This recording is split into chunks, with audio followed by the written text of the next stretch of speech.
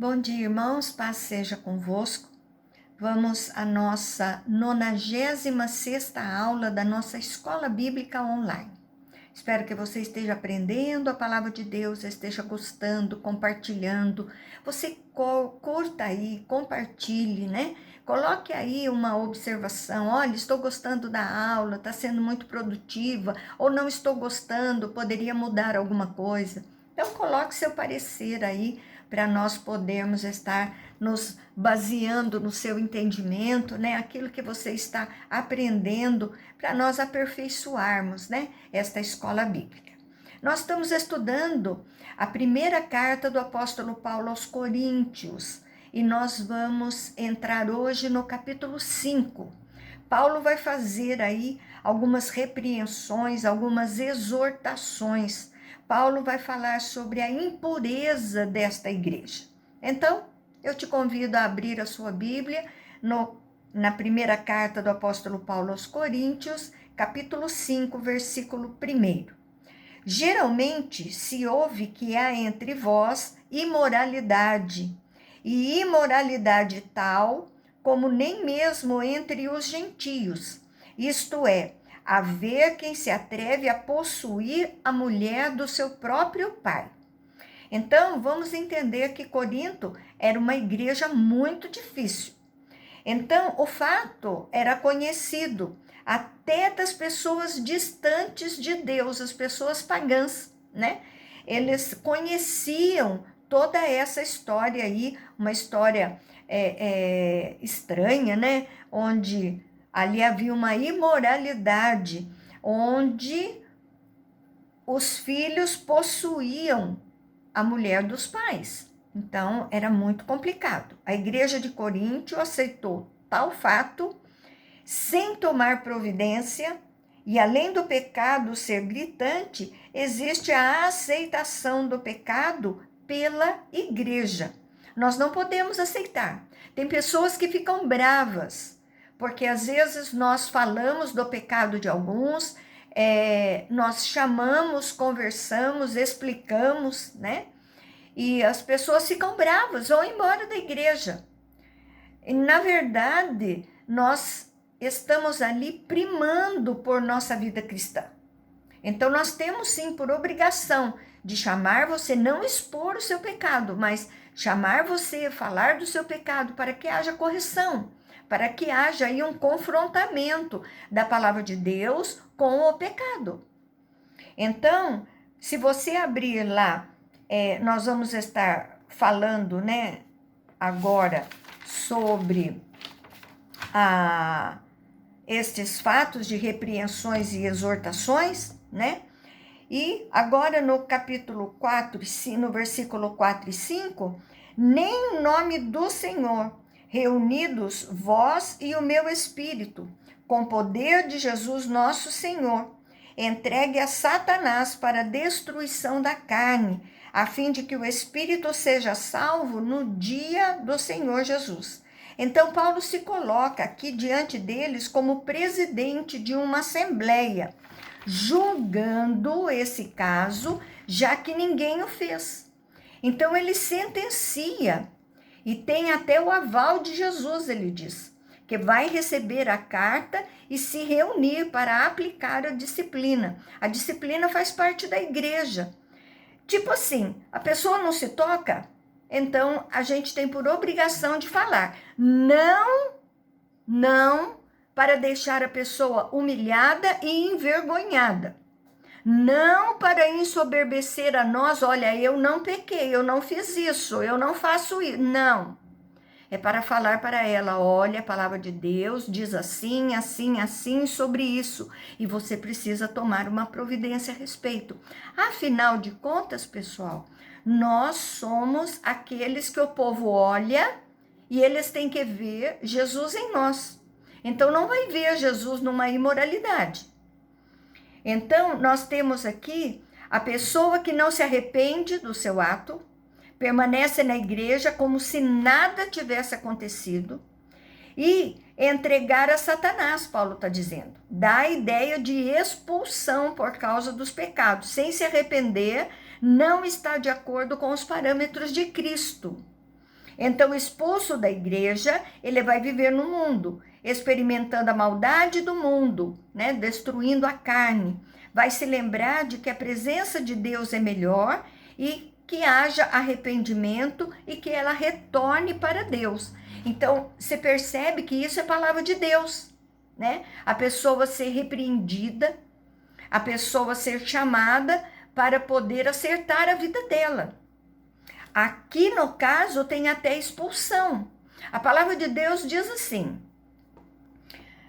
primeiro você fala com a pessoa, depois você pega a pessoa e leva para o conselho da igreja. Nós temos um conselho diretor local.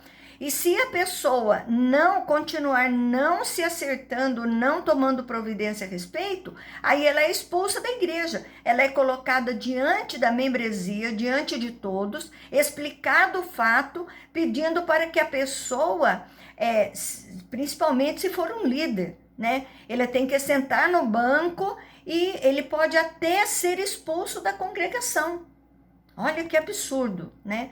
Mas é uma verdade. Versos 6 e 7, não é boa a vossa jactância. Não sabeis que um pouco de fermento leveda a massa toda? Lançai fora o velho fermento, para que sejais nova massa, como sois de fato, sem fermento.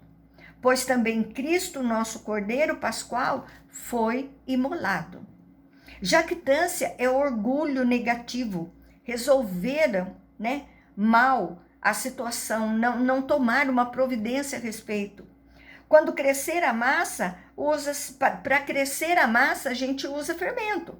Fermento contamina. E Paulo associa que um pouco do erro, do pecado, é suficiente para influenciar negativamente uma igreja. As pessoas ficam bravas. Mas aqui não sou eu que estou falando, é Paulo quem está falando. Então, lá em Êxodo 12, a palavra de Deus diz que ele manda tirar o fermento e deveriam resolver o problema ali rapidamente. E Paulo está falando a mesma coisa, traz a figura da Páscoa. O primeiro cordeiro é morto, depois vinha a festa dos pães asmos, 7 dias sem usar fermento. Se o cordeiro já foi imolado, está na hora de tirar o fermento do meio de vocês. Está na hora de tirar o pecado do meio de vocês.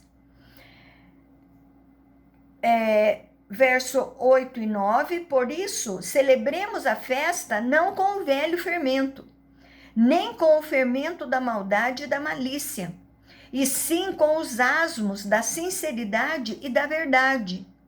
Já em carta vos escrevi que não vos associeis com os impuros. Então, Paulo já havia avisado. Essa festa é a vida com Deus.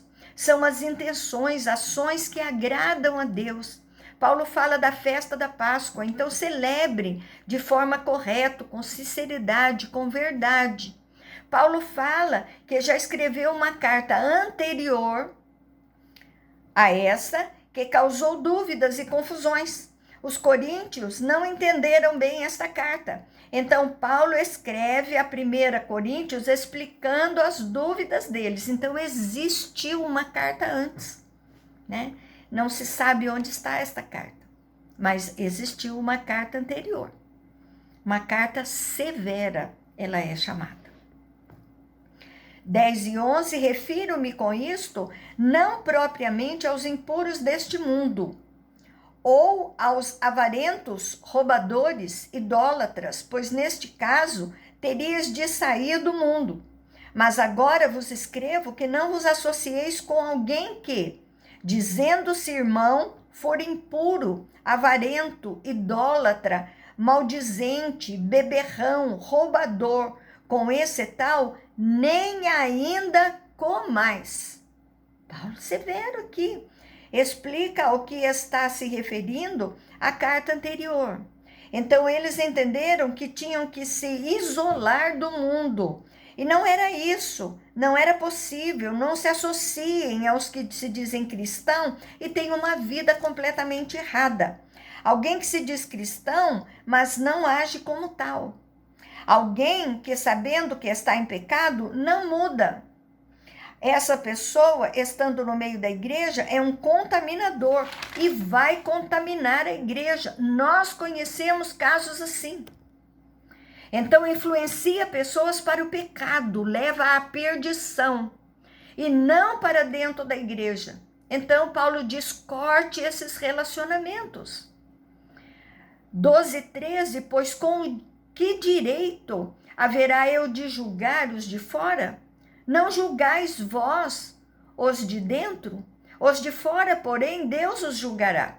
Então expulsai, pois de entre vós o malfeitor. Então os de fora da igreja não estão debaixo do julgamento dos que estão na igreja.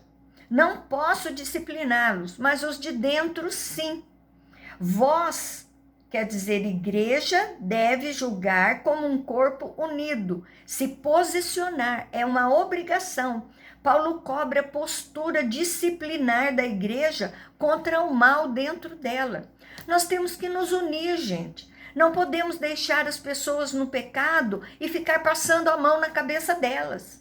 Nós temos que lembrá-las que nós temos, vamos falar assim, um salvo-conduto para nós podermos andar, que é a Bíblia Sagrada.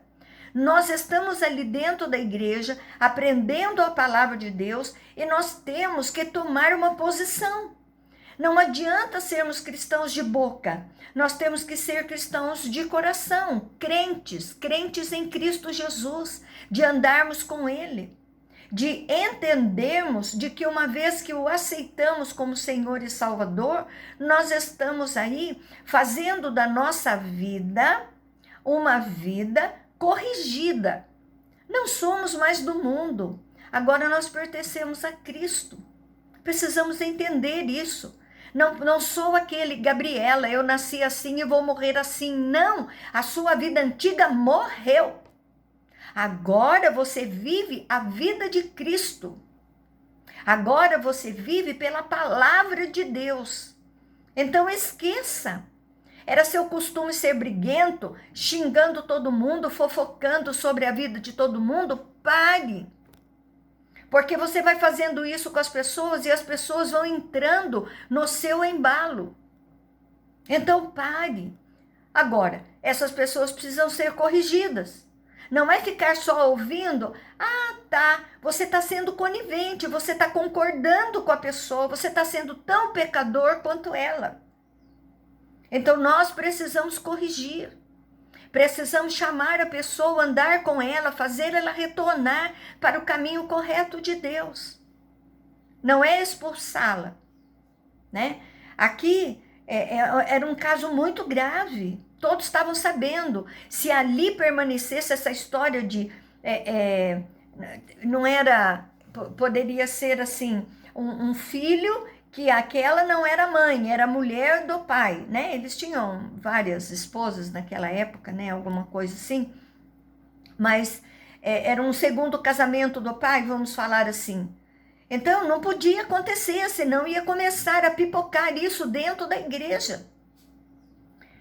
Agora, Paulo censura o litígio também entre os irmãos. Vamos entender bem isso aqui. Então, uma demanda judicial entre irmãos da própria igreja. Então, agora vamos para o capítulo 6 de 1 Coríntios, verso 1 e 2. Aventura-se algum de vós, tendo questão contra o outro, submetê-lo a juízo perante os injustos e não perante os santos? Ou não sabeis que os santos hão de julgar o mundo? Ora, se o mundo deverá ser julgado por vós, sois acaso indignos de julgar as coisas mínimas? Então, Paulo não menospreza a justiça do mundo. Ele não está generalizando. Tem casos que são necessários a ser levado ao tribunal do mundo, né? Ao juiz aqui que nós temos. Falando de questão internas da igreja, como fossem expostos a não crentes. Então tinha esse caso, as pessoas que não eram cristãs estavam falando e murmurando, e o povo não tomava providência. Então, verso 3 e 4, não sabeis que havemos de julgar os próprios anjos? Quanto mais as coisas desta vida. Entretanto, vós, quando tendes a julgar negócios terrenos, constituís um tribunal daquele que não tem nenhuma aceitação na igreja. Então, os anjos caídos estarão com Cristo no julgamento deles. Todos vamos participar do grande julgamento. E não teremos capacidade de julgar as causas entre nós? Então, levam a questão as pessoas que não seguem a Cristo. Eles têm outros princípios. Versos 5 e 6, para vergonha, vou-lo digo, não há porventura, nem ao menos um sábio entre vós, que possa julgar no meio da irmandade? Mas irá um irmão a juízo contra outro irmão, e isso perante incrédulos. Então, Paulo diz que é uma vergonha para eles. Paulo queria constrangê-los para refletirem sobre essa situação. Então, eles se consideravam sábios e Paulo questiona, onde eles estão? Se consideravam, achavam que eram sábios, mas as atitudes não demonstravam isso. Gente, nós precisamos viver aquilo que nós falamos. Nós falamos para não pecar e vivemos pecando? Não, está errado isso. Então, Paulo está falando, vocês se acham tão sábios, né? Ficam julgando e falando de todo mundo aí. Mas na hora que tem que tomar uma atitude, ter uma atitude a respeito de alguma coisa, vocês não têm. 7 e 8. O só existir entre vós de mandar já e demandas já é completa a derrota para vós outros. Porque não sofreis antes a injustiça? Por que não sofreis antes o dano? Mas vós mesmos fazeis a injustiça e fazeis o dano, e isso aos próprios irmãos. Quer dizer, se você chama, se você conversa, se você fala, ele pode se arrepender, ele pode se reconciliar com Deus. Às vezes as pessoas estão pecando e não estão nem percebendo isso. Então, brigas como esta era completa derrota. Porque o ensino de Cristo é a união da igreja. Olha a importância de existir a igreja, a comunidade cristã. Então, o ensino de Cristo era esse, que a igreja devia estar reunida. E resolvem os problemas com amor, não é para humilhar. Então, aqui não significa que o crente tem que aceitar que o irmão faça maldade para ele. Paulo diz que as duas partes deveriam entrar em acordo, seria melhor para a igreja. A vida cristã traz a ideia de que vamos sofrer injustiça, sim, que muitas vezes teremos que abrir mão dos nossos direitos em favor do outro. Então, Paulo diz que além deles pecarem contra o evangelho, ainda causam danos ao amor fraternal. Nós vamos abrir mão de muitas coisas. Nós abrimos mão de muitas coisas em favor do nosso irmão. Ficamos calados muitas vezes. Ouvimos a injustiça que o irmão fala para nós muitas vezes. Ficamos calados por amor a ele. Mas não é tudo que nós temos que ficar quietos. Nós precisamos chamá-lo e falar com ele. Verso 9 e 10. Ou não sabeis que os injustos não herdarão o reino de Deus? Não vos enganeis, nem impuros, nem idólatras, nem adúlteros, nem efeminados, nem sodomitas, nem ladrões, nem avarentos, nem bêbados, nem maldizentes, nem roubadores herdarão o reino de Deus. Olha que lista! E nós temos tantas pessoas assim dentro da própria igreja. Que providência estamos tratando, estamos fazendo? Então, esse tipo de atitude caracteriza que não são cristãos. Não herdarão o reino de Deus. Injustos, não justos, não salvos diante de Deus. Quando Deus fala justo, ele fala que não são salvos, né? Não estão justificados diante de Deus. Impuros estão na pornografia, no pecado sexual. Idólatra, adoram vários outros deuses. Adúltero, casado e continua traindo. Efeminados, são homossexuais, que faz o papel da mulher, né? Passivo. Sodomita, homossexual ativo. Ladrões, rouba pequenas coisas. Avarento, idolatra o dinheiro. Bêbado, abusa da bebida. Maldizente, usam as palavras para maldade. Nós temos que ter muito cuidado com isso aqui. Roubadores, roubam coisas grandes. Não herdarão o reino de Deus, porque essas atitudes são indicativos de que não houve conversão a Cristo. Olha quanta coisa. Verso 11. Tais fostes alguns de vós, mas vós vos lavastes, mas fostes santificados, mas fostes justificados em o nome do Senhor Jesus Cristo e no Espírito do vosso Deus. Então, muitos de vocês praticaram esses pecados. Aquelas atitudes demonstravam corações não convertidos. Isso era coisa do passado de vocês. Então, Paulo acredita que na maioria dos irmãos convertidos já foram limpos e que vivam uma vida santa, são salvos pelo sacrifício de Jesus. Então, Paulo está falando, aqui nessa aula anterior, ele fala da condição dos apóstolos, dessa reprovação severa, a admoestação de Paulo. Paulo está falando aqui como pai, né? O pai fala para o filho. A impureza da própria igreja, né? E Paulo censura o litígio entre os próprios irmãos. Agora Paulo vai falar da sensualidade, que é condenada. Isso nós estamos vivendo nos nossos dias. E temos que tomar cuidado com isso. Versículo 12 e 13 do capítulo 6. Todas as coisas me são lícitas, mas nem todas convêm. Todas as coisas me são lícitas, mas eu não me deixarei dominar por nenhuma delas. Os alimentos são para o estômago, e o estômago para os alimentos. Mas Deus destruirá tanto estes quanto aqueles. Porém, o corpo não é para a impureza, mas para o Senhor, e o Senhor para o corpo.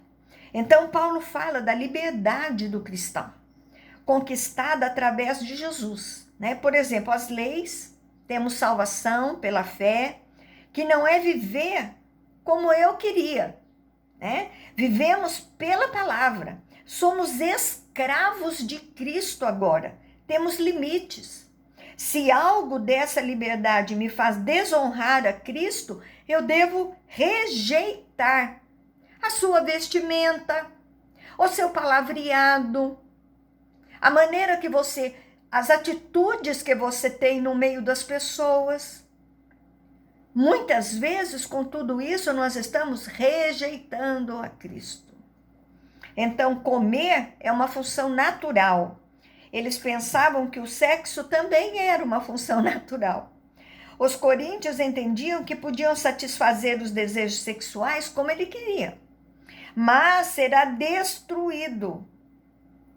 Não é eterna o que comemos, mas o corpo não é assim. E nesse pensamento, quando usa sexo como natural para o pecado, tem consequências sim. Impureza, porneia é a palavra, pornografia, sexo, relações sexuais ilícitas. Se você pensa que ficar aí abrindo o celular, ficar vendo aí programas pornográficos, filmes pornográficos, eu não estou pecando porque eu não estou fazendo. Ó a sua cabecinha funcionando. Cuidado com isso. Verso 14 e 15. Deus ressuscitou o Senhor e também nos ressuscitará, a nós pelo seu poder. Não sabei que vossos corpos são membros de Cristo? E eu, porventura, tomaria os membros de Cristo e os faria membros de meretriz? Absolutamente não. Então Paulo traz à mente deles que o corpo em pecado estava distante daquilo que Deus havia prometido, a ressurreição. Então o corpo ressuscitaria como Cristo ressuscitou. Isso mostra que as pessoas não podem viver a sua sensualidade, a sua sexualidade como querem, de maneira que como fica a sua vida com Deus. Paulo já ensinou a eles sabem que os corpos são membros de Cristo. Não faz sentido usar os corpos consagrados a Cristo e pessoas que se converteram entregar para uma meretriz, para uma prostituta. É muito complicado isso, nós não podemos permitir isso. Pessoas que se prostituem, pessoas que se dão umas às outras, mas sem se casarem. Hoje está muito fácil, né? Eles fazem lá aquele contrato nupcial lá, como que chama? Não lembro o nome. Faz um contrato de casamento e aí podem se casar. Podem casar sim. Vai lá no cartório, casa direitinho, chama o seu pastor, faz ali uma bênção, não quer fazer festa, não quer fazer nada, não faça, não quer fazer casamento na igreja, não faça, mas peça a bênção do seu pastor ali. Na primeiro case, é lei, nós temos que cumprir a lei do país. Então, nós precisamos rever e nós estamos aceitando tudo isso. Nós estamos passando a mão na cabeça das pessoas. Eu tenho por hábito falar, você precisa acertar a sua vida, você precisa se casar. Por quê? A vida está dando errado e não sabe por quê. É só esse fato muitas vezes. Acerte, faça. Que diferença faz, pastor? É só um papel. Mas no mundo espiritual tem toda a diferença. Então pense nisso. Você que está aí nos acompanhando, né? Está aí nos acompanhando nessa escola bíblica, muitas vezes nós chamamos a sua atenção, e é para chamar a sua atenção mesmo, é para que você possa agir e reagir como um cristão. Tenha atitude, vou andar como Cristo quer, porque a minha vida vai ser melhor. Só vai ser melhor se você andar como Cristo quer. Amém? Tá bom, vamos parar por aqui hoje. Que você tenha um excelente domingo, que você tenha um domingo excelente com Jesus, com a sua família aí reunida em comunhão, e que você continue andando com Jesus. Não deixe de andar com Jesus, não é só querer, você tem que praticar também. Amém? Um beijo grande no seu coração e até a próxima aula, se assim Deus permitir.